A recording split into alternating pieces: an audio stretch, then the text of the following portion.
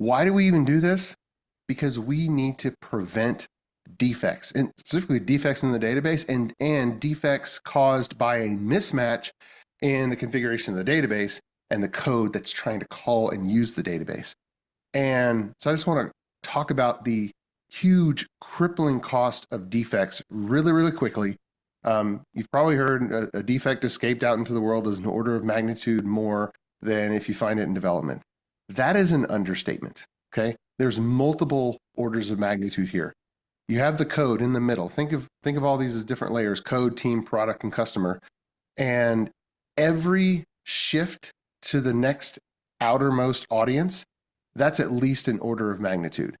And about 60% of defects, according to research, and by the way, if you're interested in nerding out on this research, Capers Jones is probably the best publisher of available research, but about 60% of the defects are not just problems with code. It's something else. There's defects in analysis of what the software should do. There's defects in deployment configuration. There's all the problems or bad things can happen all the time, and only 40% are actually solved by changing some .NET code. All right. So defects can happen everywhere, but a person working, that's at the code level. And when we think we're good, we do a pull request, we share the code with the team, and now all the people on the team have that change. And if we think that that's good, well, then we promote it, we deploy to an environment where somebody outside the development team can use the software system. That's the product level, internally the product level. And then if the product representatives or product management, whoever's doing that at your organization, thinks it's good, well, now we go to production and our customers are using it. But every stage along the way, if we miss something and we promote a bug, we promote a problem, then we have to unwind all of that. If we go all the way out to the customer has to tell our support people, and the support people have to verify that it's not just a training issue, but, oh yeah, there's a problem with the system. And then they have to escalate it back into the team, and the team has to make sure that support didn't just miss something and that, oh yeah, it's a problem. What type of problem is it? Can we reproduce it? And if we can't reproduce it, well, shoot, now it just sits there unaddressed because we're trying to figure, well, shoot, why is it happening in production? It's not even happening in a local environment. And then at the team level, we have to decide, okay, what are we going to do? And now who's going to fix it? And now get back to the code level. So this is more than just one order of magnitude when this happens. So the stakes are pretty high.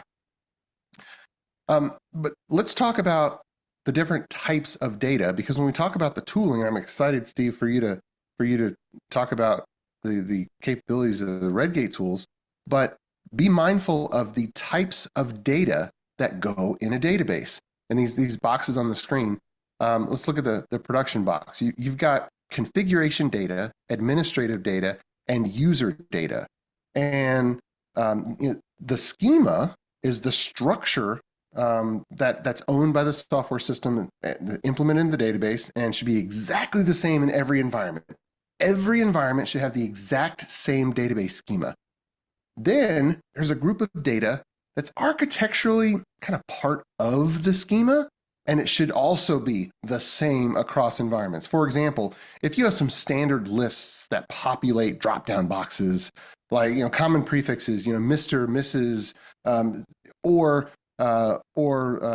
all of the states in the U.S. If you're U.S. only and you say, you know what, let's just put it in the database. It's constant. This never changes. They're the same in every environment. It doesn't change in production, and there's no screen to change it anyway.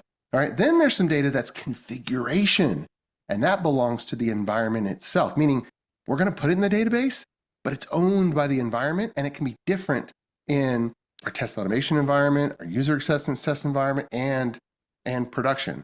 And we just chose to put it in the database, but I guess we could put it in an app setting file or an environment variable, but sometimes we choose to put that, environment configuration in the database. And that's fine too, and that's different. But it's a different type of data.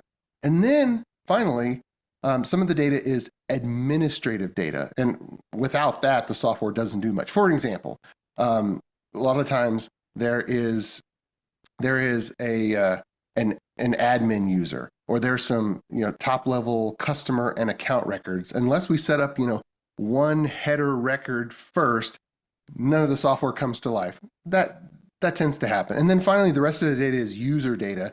It's built up as the users actually use it. So when we think about automation, think about the different groupings that we're dealing with.